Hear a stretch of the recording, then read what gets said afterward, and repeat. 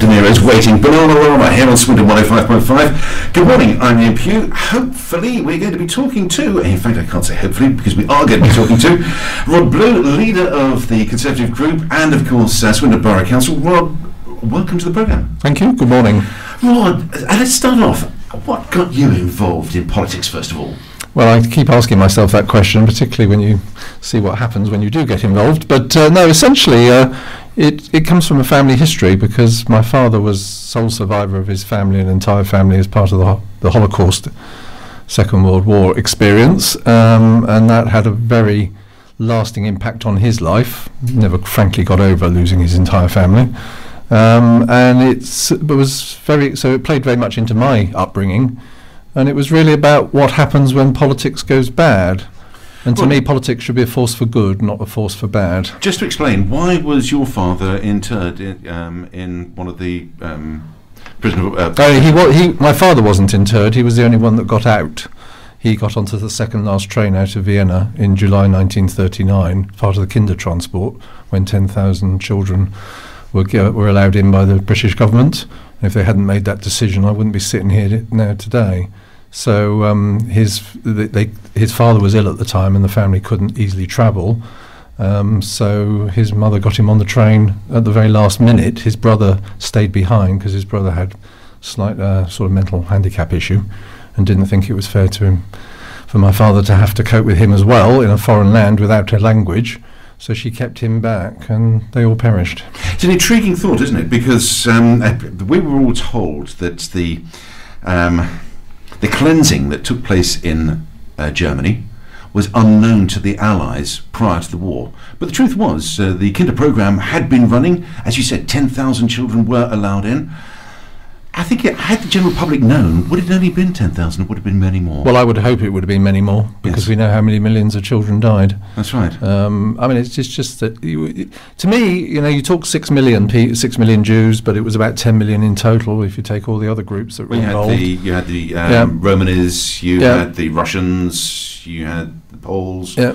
Who were also interred. But the big issue for me is that when you start talking millions, it sort of desanitizes the whole thing, because actually every individual person was an individual tragedy who went through individual experiences. I know my grandmother, she was on her own essentially for 3 years because her husband had gone, they'd taken her son away, my father was here. She was on her own with no money, no job, in central Vienna, and I don't know how she coped between 39 and 42. We know the date she died, which was August 42. And it must have been hell. And of course it wasn't a secret, was it? I mean, in Germany, you'd been through Crystal Night. Yes, my father saw it. He was there. And to tell people, explain why what Crystal Night is, it was the night that basically the Nazis went absolutely berserk, smashing up all properties, called Crystal Night because of the shattered glass that was seen everywhere. November 38, and that was the night that his family decided they had to leave. But unfortunately, only my father made it. Do you feel a big loss over that? Yes, because I don't even have a photograph. I do not have a photograph of my grandparents. I have no idea what they look like, and I find that very difficult to get my head round. I do have a tiny little photograph of my uncle.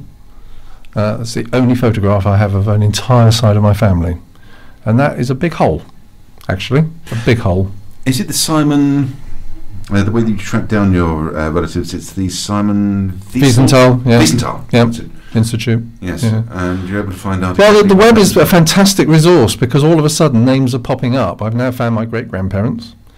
I'm trying to find. I've got a cousin in America. We know we're related, but we don't know how, and we're trying to put the pieces together.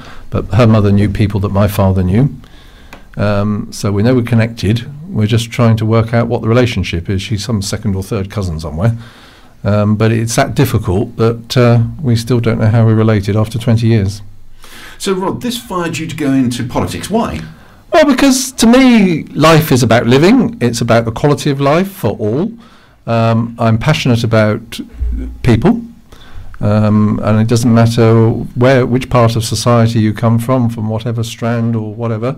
I think everybody deserves a fair deal. I think politics should be a force for good.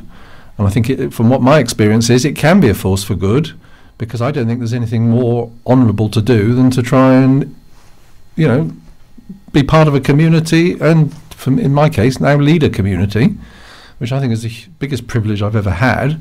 When the opportunity came along, it took me about 30 seconds to make the decision to do it, because that sort of opportunity doesn't come along very often. So for me, it's about trying to do the very best you can for everybody. It's not about politics. It's not about party politics, because to me, you've got politics, which is about people and policy and what's good and what works. And then you've got party politics, and unfortunately I think the party politics often gets in the way of the real debate about what we need to be doing. So you've been in power now for X number of years. So Yes. there's a new election coming along. Yes. After this election, you will still be in power because the numbers. Unless something dramatic happens, yes, that's likely to be the case. Yes. So, what are you seeing? What platform are you standing on for this upcoming election? Well, essentially, I think we're standing on our record, because I think our record over the last 7 years has been second to none. Now, I would say that, wouldn't I?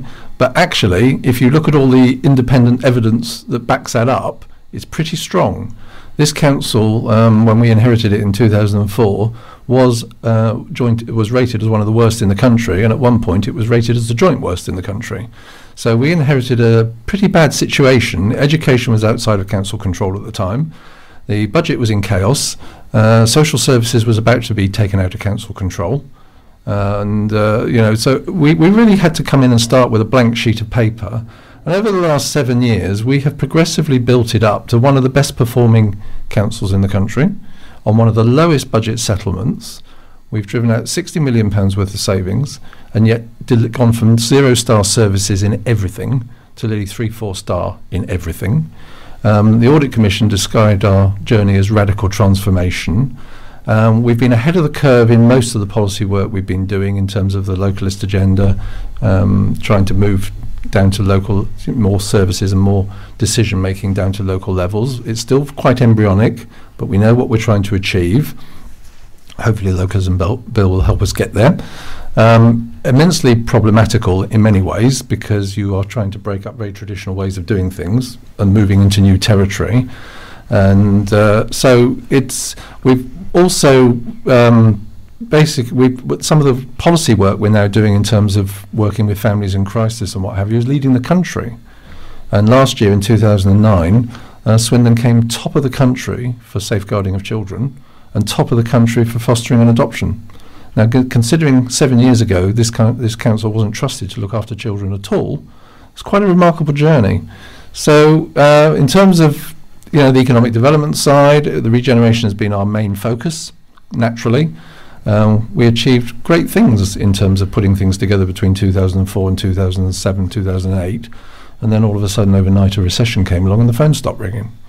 That was desperately difficult because we put so much effort. We knew time was short before the next recession, but perhaps we didn't anticipate the scale of that property recession. But good news is that some regeneration has been going on through the recession. Most of our schemes are still intact. Most are now beginning to have the cobweb blown off them, and we're looking for a good year this year. So really ramping up the regeneration again. It's still going to be difficult because there still isn't the finance out there to do some of the big schemes in the timescale we would like them to be done. But to me, it's all about accepting where you are and building on it, not trying to be negative about too much, because negativity gets you nowhere, in my opinion. It's about being positive and moving forward. So it's a whole. We're on a journey. It's been a successful journey to date. I am the first to admit there's tons more to do, but we haven't lost the passion and the ambition to do it. Right, we can take a short break there. When we come back, let's talk about these budget cuts that you mentioned. Yep.